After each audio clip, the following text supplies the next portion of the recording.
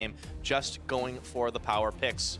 Well, in the game before, we did see Azir, Karma, and Gragas being taken away as the bans for Vitality, and then Vlad, Ashe, and Olaf coming away from Schalke. So Vitality now being on the red side of the rift, forced to ban away the Vladimir. Olaf is still sticking the same for Schalke. They might look to ban away the Ashe once more, but I feel like the Nidalee ban would make more sense. Yeah, well, with Irelia removed, the Cabochard's going to have to find something a little bit different to carry on, if that's indeed the plan for him. Ashe is once again banned by Schalke, so that rounds out theirs, and Azir's taken away once again. So a lot of mid targets at Fox, and with good reason. We didn't talk him up for nothing. Certainly seems to be the case, and I mean, I'm glad we chose our top lane matchup as our featured matchup, because in all honesty, it's been a really impressive one so far. While they haven't been toe-to-toe, the impact that each top laner has had this game really brings us back to, I mean, the old Cabo versus Steve matchup, where Cabo was on a carry, Steve was on a tank, and well, honestly, Cabo just made Steve look like he could do absolutely nothing in that game. I mean, it's what we saw last split and what we expected last split. This time it was very different. The Nidalee is banned away as the last. It's by Vitality to prevent that first pickup. Yeah. Do we expect the Elise to come in here and force Shook onto something a little more out of the comfort zone or out of the meta? I honestly think that you could be right with the Elise priority, simply because now Gilius would have the advantage with the early game pressure. He doesn't do it. He does not do it. So to me, this is like Shook has to instantly go for it now. Why would you not? It fits into your playstyle perfectly. Elise and Rek'Sai are two of the strongest junglers in the meta right now, especially with Nidalee off the table. It just, to me, it feels like something that Vitality would naturally slide back into, and the fact that Schalke have let that Elise through, to me, suggests that they do have an answer for it. And if we look back at some of Gilius's prior picks, he does put a lot of emphasis on this Gragas and Elise, so I'm sure he'd be fine playing the Gragas into it, more of that utility. And let's not forget, he did get that epic Baron steal against Giants on that Gragas, so he definitely knows how to play it. Yeah, that's true.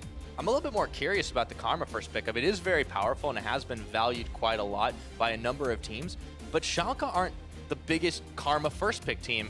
And there we go. Shook picks up the Spider Queen, and we've got a Lucian in tow with Police there. Yes, we do. So Vitality going for that early game powerhouse. Someone in the duo with the Lucian and the Elise, because Lucian, he now has options in his build path. We've seen today the Essence Reaver into Rapid Fire Cannon build coming out from Cobby, which means that you are working more towards the late game or the mid to late game. You have more scaling. Whereas you could still go for the Ghost Blade into Black Cleaver, which did take a little bit of a hit on patch 6.12, which is the patch that we are playing on. But there was only 5 AD on the Ghost Blade, so still an effective build path that can help Lucian still have a big impact in the mid game. On the other side, interesting choices for Schalke. They pick up the Gnar for Steve, something he has been excelling on, and we talked about a little bit, touched on last game. But the Graves comes in for Gilius.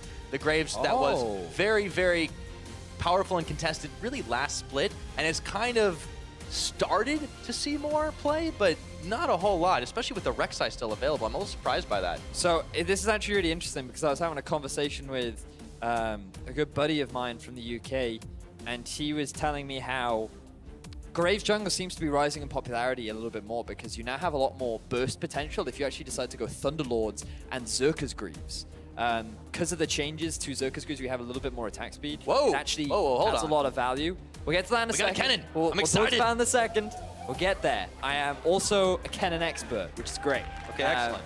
But the Graves, a lot of damage in the jungle. Typically, you want to pair it up with a tank, and actually over in Korea, we have been seeing it, because Koreans still value that high damage jungler with a solid tanky frontline, which is why I'm not a massive fan of the Gnar, especially this early on for Steve, when Cabochard, he basically wants to guarantee himself the counter pick, and the fact that he may be on that Kennen could be a bit of a problem for Steve moving forward. But let's just talk about Kennen, shall we? Because Kennen had changes in the Mage update that made him so good that I thought he was going to suddenly burst back into the meta, because now his ultimate hits everybody, and the energy costs have been slightly reduced. His ability in team fights is just so impactful, and typically you want to put him in the top lane, because a longer lane makes it easy for him to land those skill shots, and he has his E to get out of any sticky situations, but he still works as a very valid mid too. Well, we'll have to see if that's the choice, but we know Cabochard, it's the kind of champion he could go back to those roots that he does indeed like to dip back into every now and again. For Schalke, on their side, They pick up the Sivir AD carry for MrRalleZ, and the Swain once again comes into play. And it's all down to the last pick for Vitality. So, once again, we're seeing the Swain come out from Fox. And while you pair it up with the Sivir, it makes a little bit more sense because now you have a slightly more reliable engage tool. You somewhat lack in terms of the hard crowd control again because of this Gnar pick, which personally I'm still not a massive fan of. I felt like you could have picked something a little bit safer here. The Trundle perhaps would have acted as a solid split push threat, but I guess what they're going for with the Gnar is, with the ultimate, you do have the potential for the flank engage, and I guess when you pair it up with the Sivir and the Karma as well, you can just run at your opponents, and you're definitely not lacking damage when you have a Graves, a Swain, and a Sivir in the mid, in this three-man trio pair. So, do quite like this damage threat coming out from Schalke, but I do worry about their ability to actually lock down their opponents. Yeah, on Vitality's side, very bold to take the Varus into a composition that can, really ruin your day if you get anywhere near them. You see Flash Ghost Summoners, of course, but, Vitality's game plan here, they've got a lot of lockdown tools themselves. Oh my word. I mean, crowd control seems to be the name of the game for Vitality because if you think about the way in which they want to play their fights, you have a flank TP coming from the Kennen. You might not even need a flank TP. You just flash in, you get your ultimate down. You can land that ultimate onto all 5 members. He then stuns multiple targets up. The Chain of Corruption comes out, and because they're all stunned, it buys enough time for the chain to spread out and then root all the other members on that team. And then you can just have police cleaning up the fights in the backline while KaSing just provides that utility, provides the disengage as well. So I actually like this heavy, again, this heavy carry style of play that Vitality are running. And I think it's going to be really exciting to see how they make it work. Simply because it's great to see Kennen back in the meta once more. Oh, yes, indeed. It's definitely going to be an interesting matchup, to say the least. Will the lockdown comp prevail against the group and win?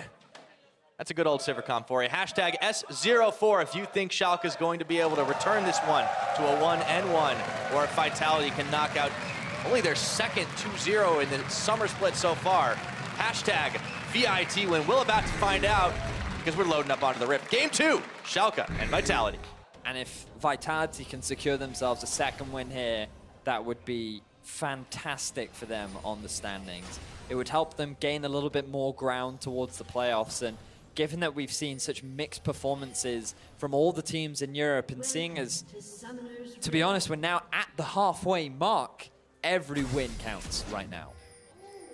Oh yeah, most teams can take a look back and evaluate where they stand and who they've faced off, but Vitality, it is very early to tell with Shook back in the lineup if this is indeed a changed team or they just got themselves a really, really good game. But they definitely seem to be playing with a lot more confidence here. They start things off looking like standard lanes, but wait, because MrRalleZ and sprattel are swapping up, and so are KaSing and Police. So you can see here that Schalke wanted to try and get the non-standard lanes because, to be honest, Kennen sucks in lane swaps, to be frank. I mean, he just he just sucks. Largely because his Q early on does very little damage. It's actually very hard to wave clear. His main wave clearing tools are his E into his W, and in lane you want to be maxing W because it makes it a lot easier to harass. So the reality is getting standard lanes for Vitality makes a lot more sense. And while they might struggle against the Karma, who puts a lot of poke down and can put a lot of pressure down to the Braum, very similar to what we saw in Game 1. When it's paired up with a Sivir, that means that Lucian has a little bit more trading potential. What they lack, though, is that wave clear. So we could see, once again, Vitality's bottom lane getting shoved underneath that turret. Well, we will have ourselves some good old Australia lanes. The first dragon going to be spawning its Infernal. Let's take a look at those summoners, though, because you nailed it in one. The Graves Thunderlords, a little bit of extra burst available in Gilius' arsenal. So as things settle in, once again, since it's effectively standard lanes, we get to see what these junglers can bring to the table. Last game, it was certainly a hell of a party, and they were taking the lion's share of kills. So the thing for me here is the fact that we're now seeing Cabochard on hyper carries once more. And you might not consider Kennen a hyper carry, but oh my word, Proto Belt into a Zhonya's, into Abyssal. So many good things for Kennen in this patch right now in terms of build path, just so many good things. Yeah, that's a real speedy Pikachu. Really looking forward to seeing those teleport flanks. Cabo, I mean, he's back in his element, and this is great for him right now. Oh, and there's no Cloud Drake, so he's going to be slow getting into all these team fights. He's going to have to deal with so unlucky. with all this extra damage, Pyra. I mean, It's a little bit unfortunate for Cabo, but I mean, that's the problem with RNG Drake, so you just have to find a way to play around them. I had no idea you love Cloud Drake so much, Vedius. I am a big advocate of moving really fast. Okay. Well, then you'll love Schalke's comp. oh, Gilius, hello. Shotgun not effective against Spiders early game. Seems that way. Gilius, though, getting that Thunderlord's proc, but fortunately, because Shook has all this extra health from going for that mastery, it is making Gilius' life a little bit more difficult. But have a look at this support from sprattel coming out. They decided to bring the fight to the jungle rather than bring the junglers to the fight. Ah, unlucky reset. Yeah, it's really hard to clear your camps when people just keep wanting to fight you constantly. Okay, so I'm now going to talk about this, why Kennen is so good in this matchup right now. Please continue. I have to. Simply because so much cooldown reduction in the game. His core build of Abyssal, Zhonya's gives him plenty of cooldown reduction. He's very likely going to go towards the Proto Belt as well, which also gives him cooldown reduction. He's likely going to have cooldown reduction in his ability, in his runes and masteries too, which means that he's going to be quickly getting that 40% CDR, and a 40% CDR Kennen in these team fights is terrifying because it means you can get those stuns off multiple times. It means you can stack huge amount of AP. You can also build slightly off tank, and I want to keep my eyes on what Cabochard actually decides to max second.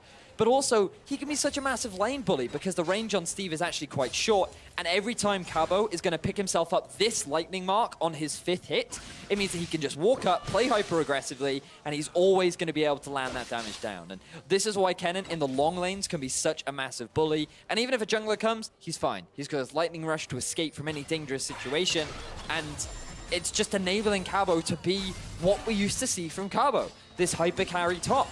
And now Shook again on this Elise. Hopefully he can just facilitate this aggression and he can just continue to help Cabo succeed. It's definitely not looking good for Steve on the bottom side right now. He's in a whole world of trouble. Up in the top, it's been the opposite story with MrRalleZ and sprattel pushing in and really giving Police and KaSing a hard time. But, you know, that's the advantageous 2v2 that they wanted. So once again, we see teams with split strengths in split lanes. Ooh, it looks Shook like coming in. Trying to get a gank down onto Fox. Yeah, Beatrice is there though. That's cool. Now, we talked about the top lane / bottom lane. And now I want to go to my favorite role in the mid. Simply because this is a matchup that we don't typically see. Varus into Swain. Now, what you'd think is ADs typically pretty good into mages because they don't actually do a great job of trading back and forth. Okay. Yeah, sprattel's going to be fine. He's just going to laugh that one off.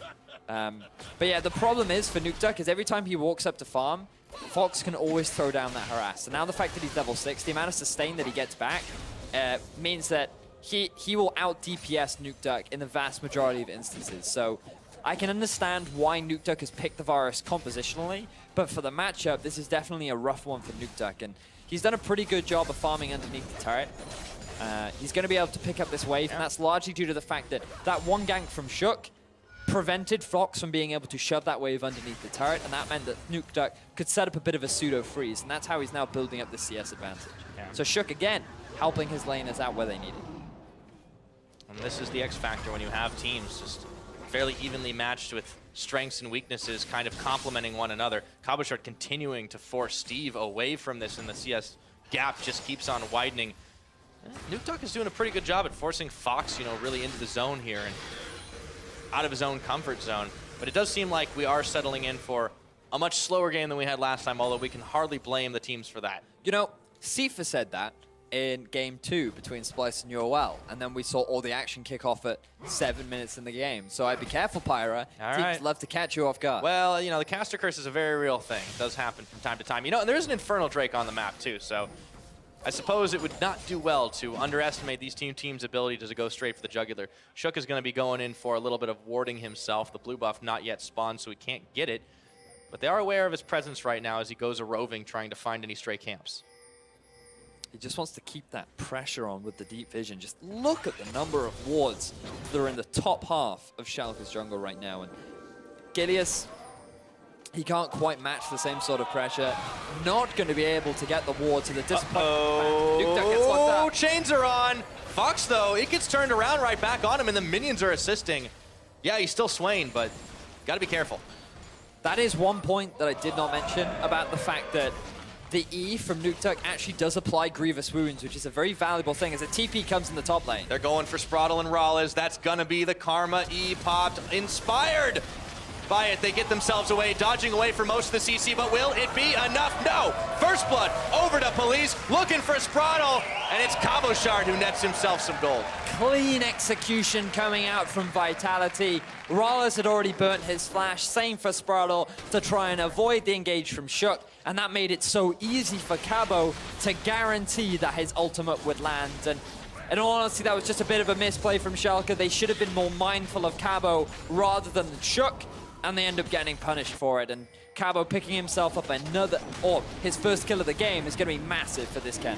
Yeah, on the other hand, Schalke have taken the moment's pause to start themselves up the Infernal Drake. They're going to be playing for that late game, 8% scaling, coming in oh so handy at later stages. With Steve and Gilius doing it, no response since they hopped right over the wall.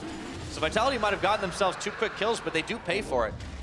Yes, they do. And to be honest, with the Infernal Drake gone, it is going to hurt them as the game progresses. But I mean, if you've got a gold lead, then what really is an Infernal Drake, eh? So, have a look at this collapse coming out from Vitality. Double flash gone from Schalke. Makes it so easy for Cabo to land the ultimate onto multiple targets. The red rain of lightning falls down upon his opponents, locks them in place, and enables Vitality to get themselves an easy double kill. Yeah, things settling back in just a little bit. That is Vitality with a solid gold lead here, though they are behind the Drake. No towers taken just yet. They did send a pounding onto the top side one, and oh, would you look at that? We're gonna have another Infernal Drake coming up pretty soon. Oh my, juicy, oh, yeah. juicy. Well, I think we kind of need one after what happened last game. Yeah, we've got too much air in our lives right now. And water, apparently. Yeah, I mean, you can only have too much air, do you know what I mean? Sometimes you just need a bit of... I really don't, actually. You know? No. You've never experienced that? Some days you haven't just walked down the street and go, God, just so much air in me right now. I could really use like a match or something to change my life up a little. Dude, I ride the S-Bahn. I don't know what air is. So many people are not going to get that reference. Yeah, if you're in Berlin and you take public transit, it gets a little cramped in the summer. That's all I'm going to say. All right. Gilius up here on this top side is trying to zone the rest of Vitality away so they can get some free time on the tower, but it looks like we might settle in for a trade. Steve, however, does have Gnar approaching. Even with Shook coming in the 1v2, I'm not sure about this one. I think they can honestly go for the dive. Cabo has his ultimate up, but they're just going to concentrate their efforts onto the turret. Steve with his Gnar could look to try and turn this one around, or at the very least just defend his turret. But Vitality, they want to exchange, and I think they're going to get the exchange. Yeah, it was a quicker trade for Schalke, or so it seemed, but they were able to knock it out of the park real quick from the previous damage, and 3 Schalke members still on this top side taking away jungle camps and, you know, empowered by the fact that they know Shook's not at home. Decided not to commit to it, though. They didn't have the minion wave. Culling also coming out from Police prevented any real investment into that tier 2 turret in the top lane.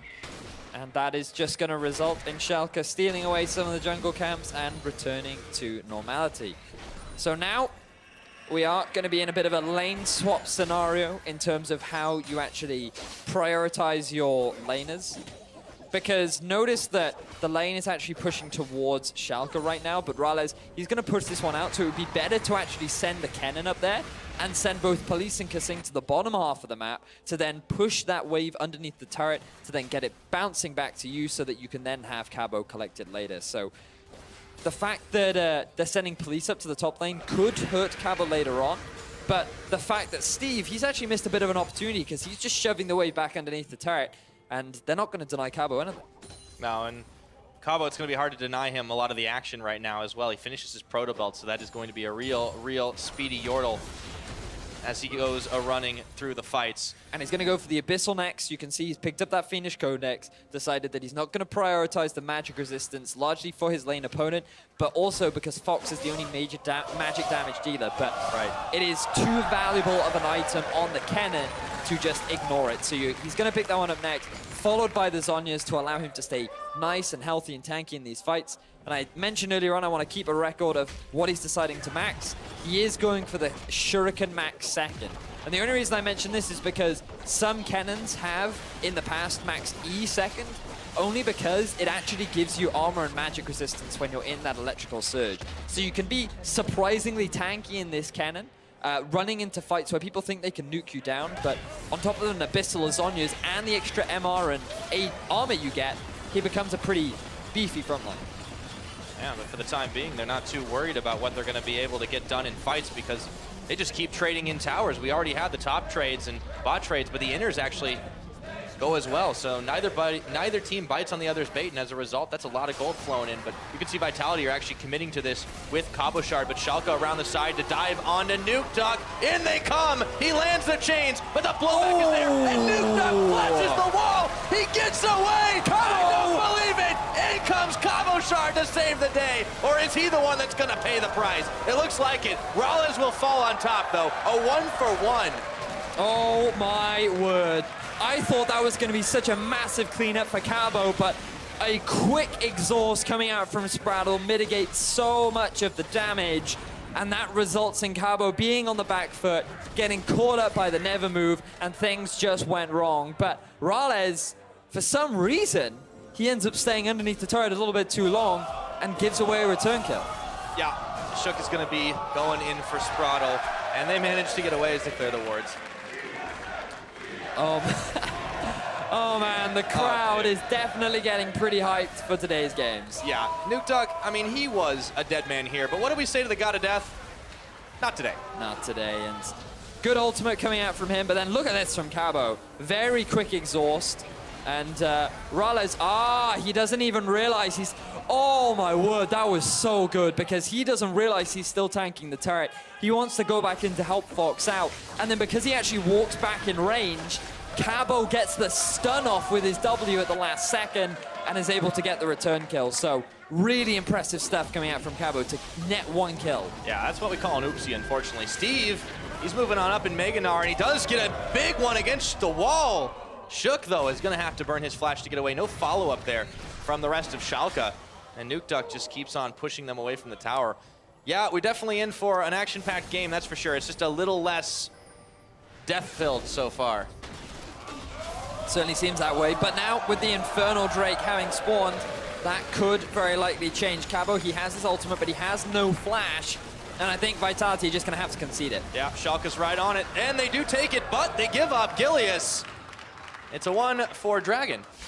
And now Vitality have the position to take this tier 1 mid, and it's going to go down uncontested, so that's going to give Vitality the turret advantage, as well as extend their gold lead, but Schalke having those 2 Infernal Drakes is something that Vitality have to be very mindful of. Yeah, as the game goes on, that's definitely going to help out more and more for Schalke, and Vitality, you know, just a little bit slow on the draw. They could have had a little bit more as they were able to take out Gilius and the rest of the team bailing away, but that might be the last Dragon fight we see for a while. Oh, no, thank God, we've got the Cloud Drake. That means that Cabo, he's not going to struggle so much getting into these fights, because of all that movement speed that he's going to get off the back of it. It's going to be so beneficial. We have to be careful, though, that our observers can even keep track of how fast he's going to be moving. I think he needs tier 2 boots before we start worrying about that. No, but he doesn't, because now if he gets the Cloud Drake, he doesn't need boots at all, Pirate. All right, I'll take your word for it. Obviously, he doesn't give that many benefits, but still. Cabo deciding not to pick up those boots actually could hurt him, because it will be difficult for him to get into these fights without his flash up. I imagine Sork boots will be his priority, because the penetration is just that much more valuable, but the later the game goes, that penetration does start to fall off. So that's, by the way, the second game in a row we've seen Vitality opting for the Rift Herald about 15, 16 minutes and giving it to Cabo to make sure he can split push, to make sure he can get into those fights a little bit quicker as well. But the damage is half for ranged champions, so on that Kennen, it's going to have slightly less value, but still not useless, which is important to know. It does make Cabo a little bit harder to kill. But have a look as well, Steve, he's actually decided to close the gap a little bit more. I was a little bit wrong in my prediction with Cabochard, simply because Fiendish Codex, I always forget, also builds into Zhonya's. It's not an Elise large rod anymore, so unfortunately, still too old school for the new up-to-date Zhonya's, and it's still going to be fantastic for him in these fights, and I think the armor actually makes a lot more sense in the comp that he's going up against. Yeah. For now, Steve is doing his best to look tasty, but look at where the rest of Schalke are around the back of the map, and they have baited Cabochard in. Well, when there's a teleport, you gank it. They run right on in there. He does go golden for just a second, buying some time, but there's a quick ultimate out of Gilius, collateral damage, and that is exactly what it is. It's gonna be towers traded, but Schalke are the quicker ones, and they have also taken the life of Cabochard to boot. No vision on the map from Vitality, and honestly, it's one of those things where you could have said to Cabo, well, you should have expected it, but in the situation, he just wasn't aware that the collapse was coming down from Schalke, and he might have been able to get a return kill onto sprattel, or at least force the exhaust out, but if it wasn't for a good ultimate from Steve to knock Cabo into the wall, there was no way he was getting out of that situation. So, good collapse coming out from Schalke, but Vitality, they still respond with the turrets down in the bottom half of the map. You can just see, so unfortunate for Cabo. He wasn't expecting it at all. He used his proto belt to help clear the wave, and that's one less escape, that you have to get out of that situation. Yeah, I mean, they were able to trade down on the bottom side, but clearly you don't want to lose a man, especially when you're the ones trying to maintain that gold lead. So Schalke get a bit more back from them in this game, as we're not quite 20 minutes in, has really been full of a lot of these skirmishes, a lot of these catches, a minute until the Baron spawns, and obviously the teams won't go there real quick but you know, if they start grouping up and trying to apply those pink wards that are filling the inventories of Vitality right now, have to see where they decide to focus their attention. Yep, certainly seems to be the case. I mean, pink wards at this point in the game, very, very important. Helps you really maintain control of these big objectives that you're going to look to contest, especially with the big team fight comp that Vitality have drafted for themselves. And Vitality need to be very mindful of the fact that Schalke, they want to try and contest some of these big objectives. But they are going to steal away that blue buff. Now, moving forward, Schalke looks like they're setting up a bit of a 1-3-1. They do have the double teleport, and because Nukeduck decided to go for the ghost, he's not going to be able to match that sort of side lane pressure, which means that Cabo has to deal with him. And Vitality... Ooh, that's a value blue trinket. Yeah, that is value right there. Very good awareness coming out from Fox. And this is the sort of awareness we were talking about earlier on.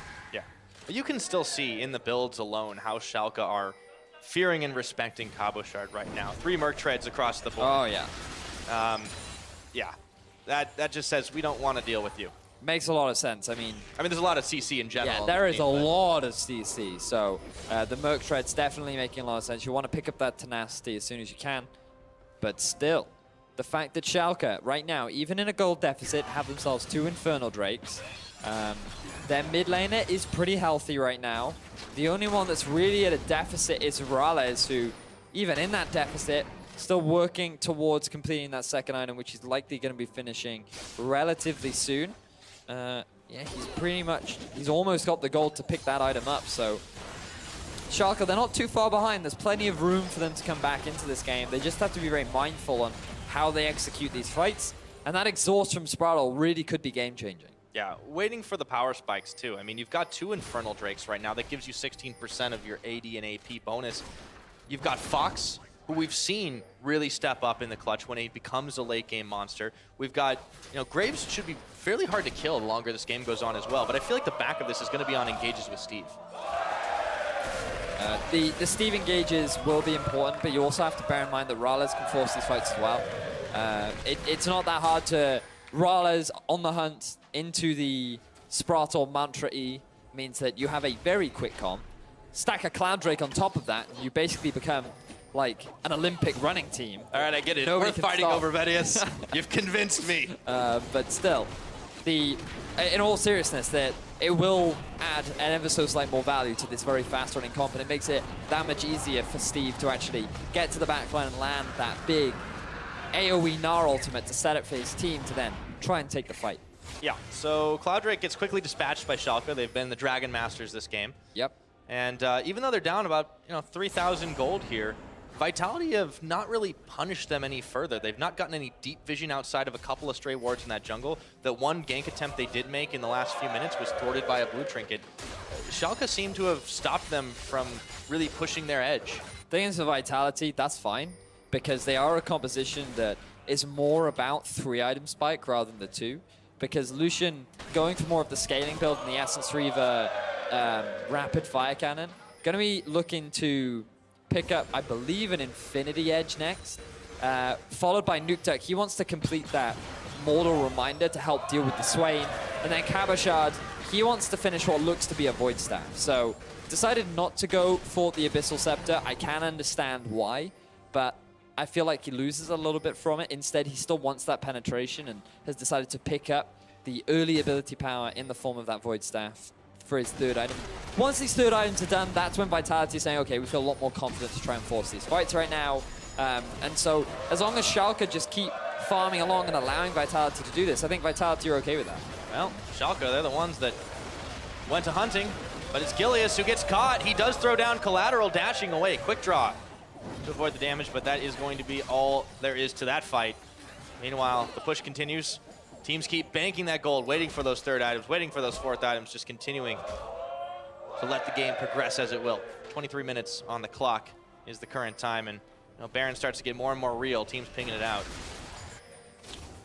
Just keeping my eyes on these itemizations because I'm just waiting for the next big spike, and that reason for the teams to press that go button, because I do feel like the next fights will be explosive. I mean, how can a fight not be explosive when there's a Kennen in the game? It's so good at team fighting, can have such a monumental impact. But fair play to Steve. What was a very rough laning phase, he has come back into nicely. 0-0-2 right now, decided to go for the Frozen Mallet build to help stick to his targets. And he's now got the level advantage, the farm advantage. And in these two fights, I do honestly think that the top laners are going to decide the actual outcome. Yeah, just matching the split push pressure for the time being, and that means that Vitality aren't really going to be able to push down too much in multiple lanes. So for Schalke, it does seem like they're pretty happy just kind of pumping the brakes and allowing Vitality to try and come to them. And they can always turn it back on when they want, but they've got to survive. Sprattel, a big chunk of damage taken out of his health bar from the culling, and Gilius now getting collapsed on KaSing, flashes, fissures, but does not find a target. He is going to force the flash out of Gilius though, which could come to bite him in the backside later on. But Nukeduck is just putting so much unrelenting poke down that in all honesty, Schalke have no answer for. That's forcing them back, and that could allow Vitality to potentially go for a very quick Baron play, but there's always the risk of the collapse coming out from Schalke. Yeah, they're indecisive, not wanting to go in there, and with a blue trinket sweep in, they know on Schalke's side that that is not happening anytime soon. So Vitality go right back to the mid lane, and the two top laners continue to push each other in either side. Top lane all forgotten. This is the 4-1 versus 4-1, a poke battle with Nukeduck leading the charge. This is it. I mean, when you have these 4-1 setups, there are no answers for Schalke to stop Nukeduck just getting all the poke down that he wants. He's got himself the blue buff. He has the Ghost Blade completed. And to be honest, I mean, what does Schalke do? They can't force a fight with that Steve. If he wants to go for a TP flank, you're then going to have to try and force something that is great for a Kennen, because the best case scenario for a Kennen is not one where he starts the fight, but one where he can join a fight halfway through that's already begun, because it means that he's not the priority. And as long as you're not focusing your attention into shutting the Kennen down, that's really when he can shine in these exchanges. So after some more chip damage on that tower, Vitality retreat over towards the Baron pit, and they start to set up the vision they need to be able to take it out. Scuttle Crab cleared away. Police is real quick on the draw right now, and they start to set up the Death Brush. Will Schalke take the bait? Not after Sprattel checks into a very quick arrow. Look at Cabo. Oh, he was just sitting on the base, waiting to use that home guard teleport play, realizing that the play wasn't going to happen, so he's going to pick up that farm in the bottom. Nukeduck's just drawing his bow as I go for that pink ward. I dare you. He's constantly pumping those arrows out right now. The quiver's never running out, but Steve just comes right in the middle of it. He's about to get Mega Gnar here, but Nukeduck, he lands the chains, and Steve, he's gone Mega, he hops out of it. That's a key ultimate used. Nukeduck underestimated his own damage, and he was putting a lot of work onto Steve, but then Nukeduck was a little bit indecisive as to whether or not he wanted to commit to the fight, and that enabled Steve to not only get into Mega Gnar, but also jump away just as the ultimate was coming out. So, bit of a wasted ultimate from Nukeduck, but it's not on that long of a cooldown. 45 seconds until it is available once more. And so then that will enable Vitality to just, it's not going to hurt them in the long run. No, that's for sure. They're still rocking that gold lead. It's just shy of 3,000 at the moment, and Cabochard starts to shove the wave once again further back down in that bottom side, while Fox had been dispatched up to the top lane to do the same. Vitality still keeping vision control around this map. It has definitely been a game of wards killed. You're right to cheer for him. Things feeling a lot more tense right now. whichever team pulls the trigger, I mean, this is it. See, like, do you want to be the team that pulls the trigger, potentially walks into the Swain, into the Gnar ultimate? Yeah, or teleports up across the board, too. Do you want to just allow time for things to potentially go beyond your control? Because look at this, Steve, he's now got himself another level advantage. He's 16 to the 14 of Cabo. Yeah, Vitality have committed to the Death Brush. And right now, it's not really doing them any favors because Schalke are way too wary of this. Steve is going to solo out the Ocean Drake here. That'll give a little bit of extra regen if they deal too much of Nukeduck's damage onto these key targets. So Schalke are perfectly happy waiting this one out, playing the siege game. Definitely seems that way. As picking up that Ocean Drake going to be very valuable, especially against the poke of Nukeduck, because the regen it gives you more health based on the amount that you're missing. So the more poke you take, the more value that you're getting out of that Ocean Drake. That's one way to look at it. I don't know if you should necessarily take the poke, but speaking of, the Baron is taking a whole helping of damage. It's down to 3,000 here. Chains are on. It's not going to connect, but Vitality, they've started to peel away as the teleport's coming in. This is a 5v5 we've been waiting for. Oh my word! Exhausted, but he doesn't care. He's done his job. Steve gets a knock against the wall, but Police will live to fight another day. Shook, however, may not be so lucky. Repels into the shotgun of Gilius. And it looks like it's only a matter of time before the end of the line. A 1-for-1 fight. Wow. I thought that was going to be such a big turning point, but that again, the clutch exhaust coming out from sprattel prevents Cabo from being able to clean up the fight, and Nukeduck by himself prevents Schalke from being able to get that Baron. 1-for-1, no Baron taken, game resets. That is how much they fear the Nukeduck. Starting the Baron with 4, one arrow comes in like, okay, we gotta go. We can't deal with this anymore. Nukeduck is going off right now. He certainly is. I mean, this Varus is one scary pick. Yet to complete his third item, but he is going to go back to base with a large heaping chunk of gold. And Cabo now with that Void Staff as well, going to benefit him a lot, especially against that Locket of the Iron Solari that has been finished for sprattel. So there's the mortal reminder coming out from Nukeduck. Always something that you want to be picking up against these champions that gain a lot from regeneration. As the final Drake of the game will be that Ocean, but let's have a look at how this fight plays out. Unfortunately, Nukeduck a little bit preemptive on his ultimate. Could have bought a little bit more time. The re-engage coming out from Cabo, completely unexpected from Schalke. And I feel like it was a little bit of an early Zhonya's from Cabo. He wanted to try and get at least one tick onto both sprattel and MrRalleZ to then ensure the likelihood of landing a stun. But unfortunately, he wanted to just go into Golden the moment that exhaust came down. And I mean, yeah. So now, he has his ultimate, exhaust is down. This is a good opportunity for Vitality to try and force a play. But Schalke, they're actually the ones that are trying to engage. Yeah, Steve's on the back. That's a massive Gnar. In comes Fox, and oh my word! That is Vitality dropping down to 0. Schalke with a classic pincer. Take out 4 and look to Baron. And I thought Vitality had the wombo combo, but Schalke, unbelievable execution. And off the back of that, they're going to get themselves the Baron, and they're going to take firm control of this game. That busts the doors wide open here. Baron going to be taken. No contest as Police is the only one who lives to tell the tale of an epic fight.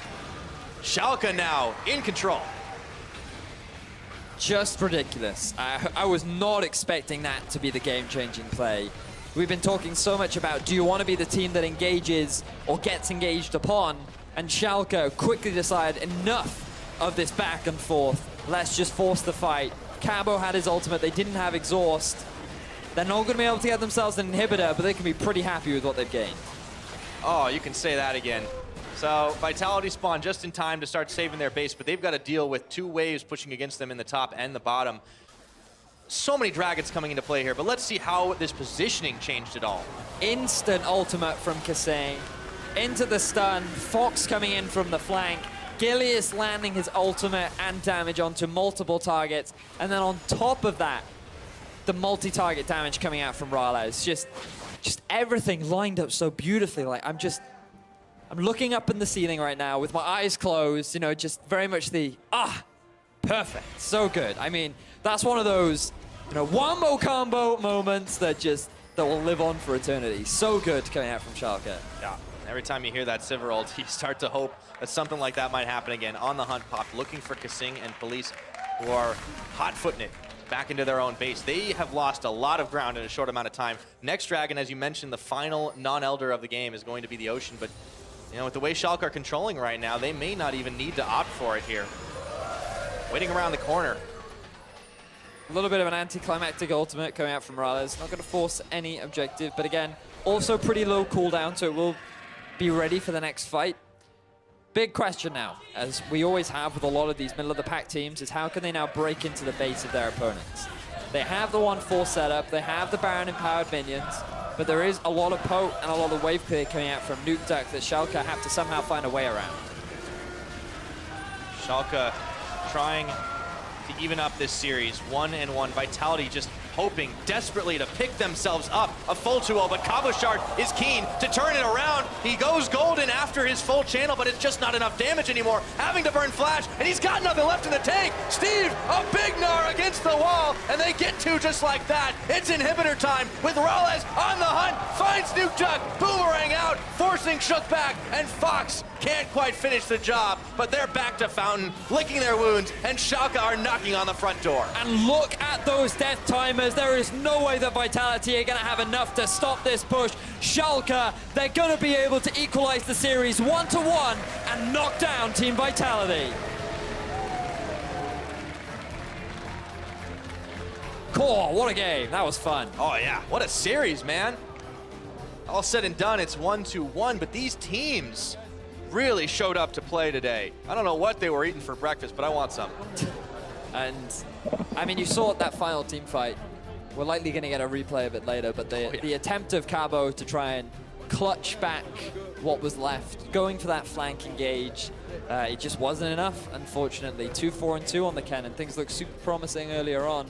But I feel like we're now seeing the difference between Shook having a really good early game and Shook not really doing very much in the early game. And when you had a 7-1-8 Shook in game 1 to a now 0-2-1 low kill game, it does seem to think that Vitality still demonstrating that they're a bit of a momentum-based team, that if Cabo's not rolling ahead and if Shook isn't having that big early advantage, then Vitality just seem to be a little bit too slow to actually pull the trigger. I think you hit the nail on the head with momentum there, because yeah, Vitality seem to have it all together when they are on the front foot, but when they're backpedaling, there's not so much they can do. They were controlling the tempo of the game fairly well off the back of Nukeduck, just forcing them back.